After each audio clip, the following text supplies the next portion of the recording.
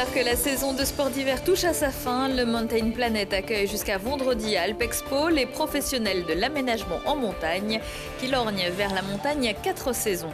Quels sont les projets qui auront droit de postuler au budget participatif 2018 de Grenoble? Ils sont encore 102. Venez découvrir les porteurs de projets et échanger avec eux samedi. Et puis, court toujours, le programme de la course de la résistance a été dévoilé, toujours prévu le 8 mai.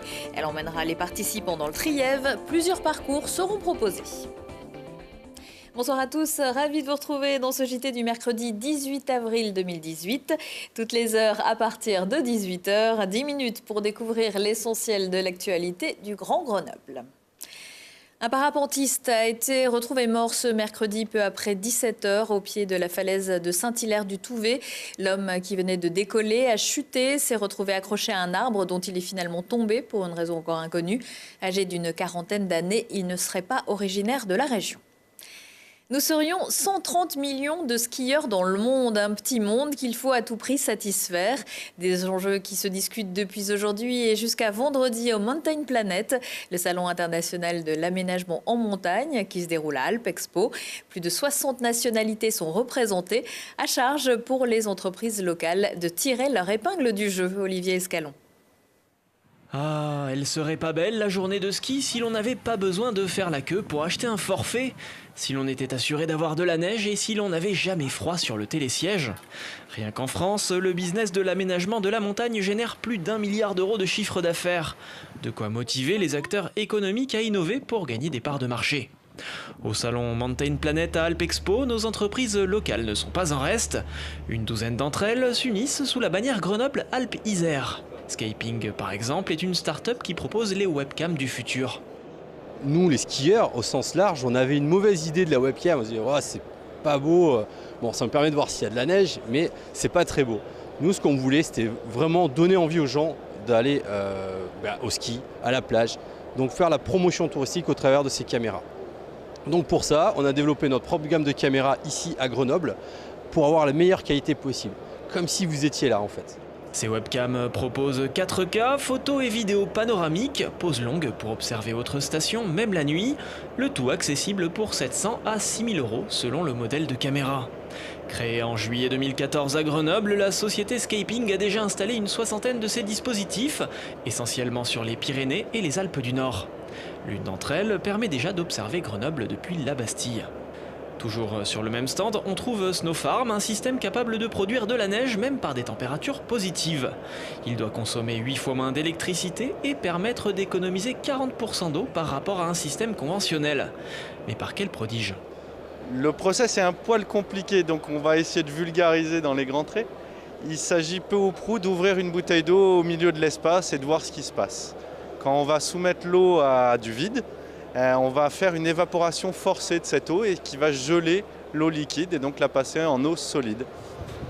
Un prototype est actuellement en test à Villard-de-Lans. Le produit fini sera commercialisé fin 2018. Et pour le grand public, il est encore possible de profiter des aménagements en montagne, dont 2 stations en Isère. L'Alpe d'Huez fermera ce dimanche et les Deux Alpes le 28 avril. C'est sur une autre planète que se tiendra samedi 21 avril le Forum des idées. C'est la 2e étape du budget participatif. Pour la 4e année, les Grenoblois vont pouvoir présélectionner les projets qui se partageront 800 000 euros, parmi lesquels SOS Fêtard responsable, une Bastille comestible ou encore une papothèque. Plusieurs nouveautés cette année, à commencer par un nouveau nom et un nouveau lieu. Adieu donc le Palais des Sports et la ruche au projet. À travers ce changement de nom, nous avons voulu surtout marquer un changement de dimension. Cette année, le Forum des idées aura lieu à la mairie de Grenoble, la maison commune de tous les Grenoblois. Ça sera un moment où l'ensemble des projets, des 102 projets du budget participatif seront présentés par les porteurs de projets. Il y aura également toute la journée des concerts, ici, là, juste derrière nous, dans le parc Paul Mistral. Il y aura des moments festifs, il y aura des rencontres tout au long de la journée, des débats sur la démocratie. Donc au niveau programmation, il y aura pas mal de groupes de samba. Il y aura les jeunes de la MJC qui vont présenter un peu tout ce qu'ils savent faire au niveau termes musique, danse, tout ça, quoi. Et puis on aura quelques invités aussi qui viendront Il y aura aussi un open mic qui sera organisé au courant de la journée pour donner la possibilité à tout le monde de pouvoir venir s'exprimer au micro, quoi. Donc voilà. La liste des projets retenus sera connue avant l'été et le vote aura lieu du 2 au 6 octobre. Un soleil pareil, ça peut donner envie de ressortir la moto, mais pas à n'importe quel prix. Sur les 16 morts comptabilisés sur les routes iséroises depuis le début de l'année, 10 l'ont été entre le 10 mars et le 10 avril. Sur ces 10, 3 étaient des motards, alors que les deux roues ne représentent que 2% des véhicules. La préfecture de l'Isère et des gendarmes organisaient donc récemment une opération de contrôle et de prévention dans la montée vers le Vercors. Les beaux jours reviennent, les températures sont agréables aujourd'hui, la route est sèche et on ressort la moto. Avec l'habitude de conduire en hiver et pas trop en ce début de saison. Du coup, on s'est positionné dans la montée de Sassenage. On a fait 3 postes de contrôle. Le but, c'est d'intercepter ceux qui ne respectent pas les règles du code de la route, notamment au niveau des lignes continues, principalement. Ça peut être aussi la vitesse. Et du coup, les personnes sont verbalisées. Ça nous permet aussi en même temps de passer quelques messages de prévention, de leur rappeler quelques règles. Et ça, c'est très important. L'idée d'être sur le terrain aujourd'hui, c'est de montrer qu'au-delà des messages de prévention qui sont toujours importants, la répression est là et on ne tolérera pas. L'État ne tolérera pas des comportements malvenus de la part des automobilistes ou des motards. Il faut respecter le code de la route. La vitesse est la première cause de mortalité sur les routes en Isère. Il faut le faire savoir et il faut respecter les limites de vitesse, il faut respecter les lignes continues. Il faut bien avoir en tête que 90% des accidents de la route sont liés à des causes comportementales. En moins de 2 heures, ce jour-là, les gendarmes ont vu 13 motos et 2 voitures franchir la fameuse ligne blanche. Le 8 mai, il y a ceux qui marcheront au pas de loi pour commémorer l'armistice de la Deuxième Guerre mondiale et ceux qui choisiront de passer à la vitesse supérieure pour participer à la course de la résistance.